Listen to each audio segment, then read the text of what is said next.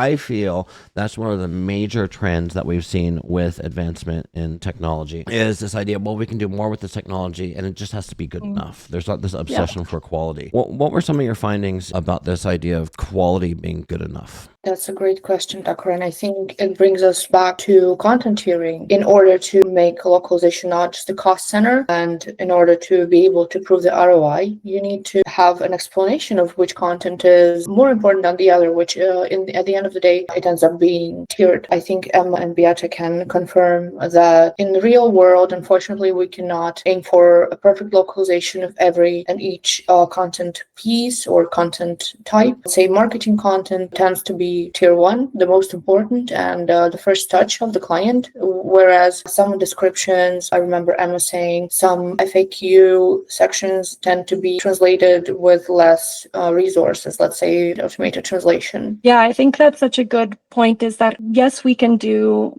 more now and we can use AI to really help us speed things up, but so can all of our competitors. So we have to think more critically now about what is the content that's going to make the difference for the user.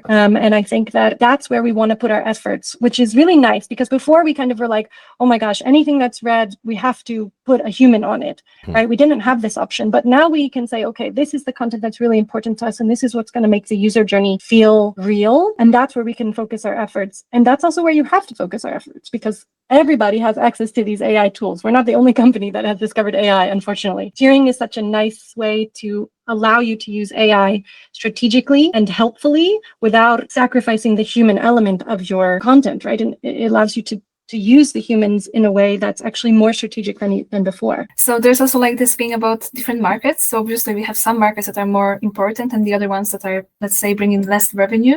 So we can also hire our content accordingly to the ROI and to the importance, not only of the content, but also of the markets. For example, we can bring more of our human resources to the right market that we feel that most of our consumers are in, but we should never forget about these other ones, because even though they're just growing right now, the companies should want to also develop their localization into those regions. So we also have this section right there about, different regions that are growing in different markets.